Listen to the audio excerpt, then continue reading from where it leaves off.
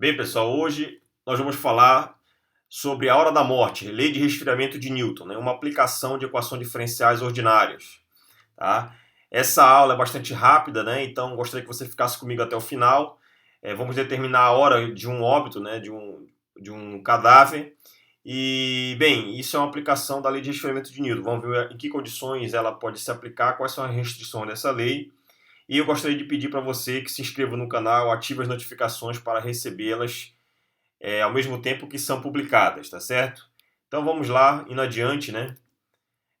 O sumário, né? Então vamos falar sobre a hora da morte, qual é o problema, a solução dele e a conclusão.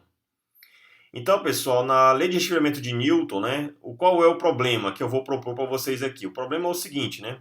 Suponha que um corpo de uma vítima de assassinato, né, foi encontrado às 22 horas e às 22 horas e 30 minutos, você, o perito criminal, chegou imediatamente usando um termômetro, tomou a temperatura do cadáver, que era de 32 graus e meio, tá? Celsius. Uma hora mais tarde, tomou a temperatura outra vez e encontrou 31,5, tá?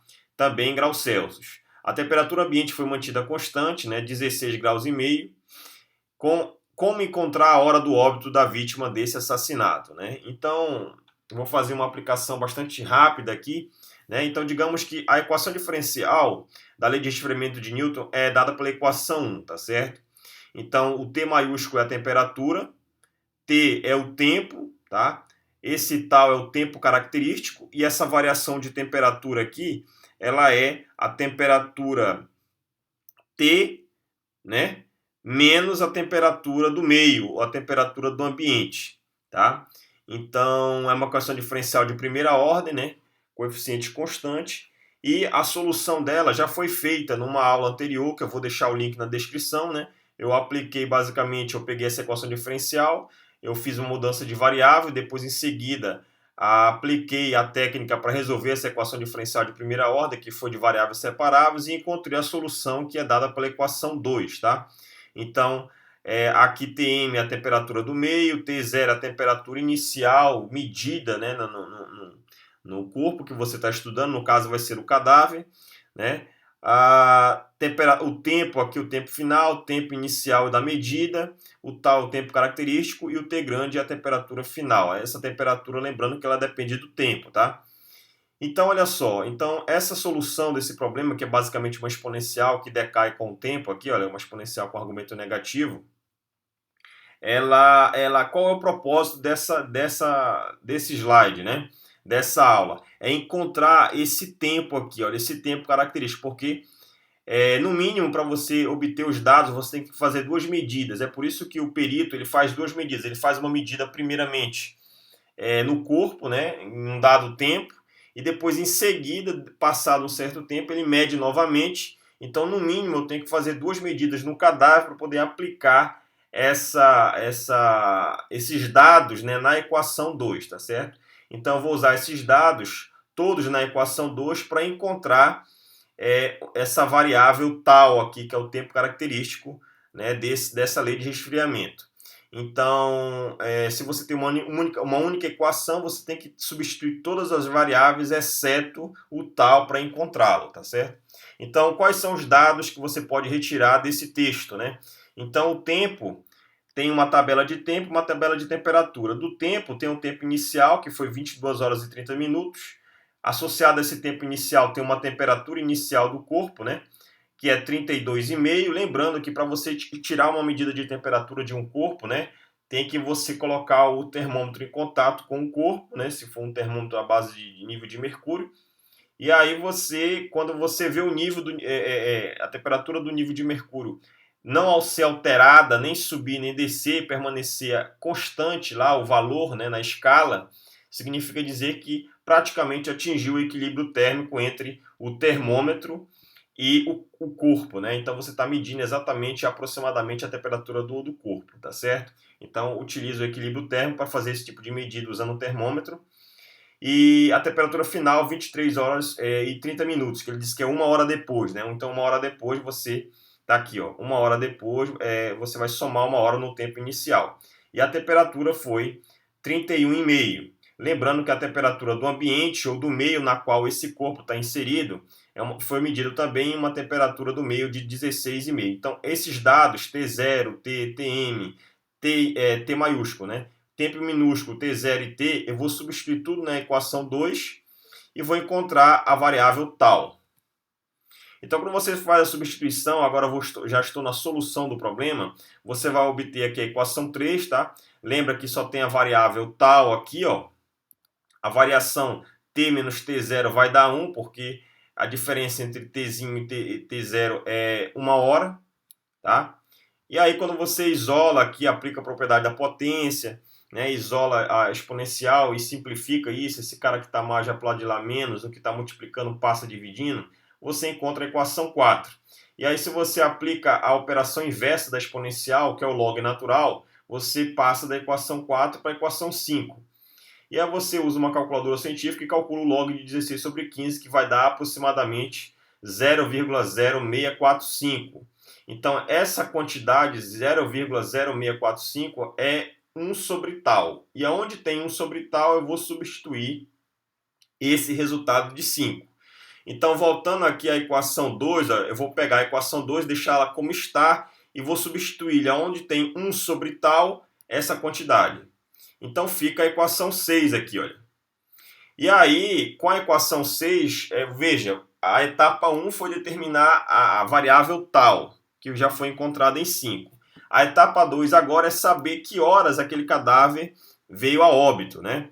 Então, para você saber isso, você vai usar uma nova tabela, que eu chamei de etapa 2 e os outros dados, né? Então, também uma tabela de tempo e temperatura, só que o tempo inicial eu quero saber, né? Esse tempo aqui, olha, inicial, eu quero determinar qual foi a hora da morte, né? Digamos que o meu tempo final vai ser 0. Eu vou começar a partir de um dado tempo, então eu vou anular aqui, né? T igual a 0. Associado a esse tempo igual a 0 foi a primeira medida que ele fez de 32,5, né? Quando ele chegou no local, foi a primeira medida que ele fez, foi essa, ó, 32 graus e meio. Então, essa vai ter a temperatura final associada a um tempo final, o tempo inicial eu quero encontrar, e associada ao tempo inicial, veja que na hora do óbito, qual é a temperatura média do corpo humano, né? Em condições normais, 36,5. Então, eu vou usar esse valor aqui conhecido da temperatura do corpo do ser humano, tá? Associado a um tempo inicial que eu vou determinar. O ambiente continua o mesmo, né? O ambiente continua 16,5. Então, eu vou usar todos esses dados para encontrar T0 aqui, ó. Substituir na equação 6. Então, eu vou substituir T grande, Tm, T0, Tm, o T e encontrar T0. Quando você faz a substituição, você encontra aqui a equação 7, olha. E aí, ao encontrar a equação 7, novamente aplica a propriedade inversa, que é o log natural dessa expressão aqui. Se você tem exponencial neperiana igual a um resultado, você pode aplicar a operação inversa, que é de log natural.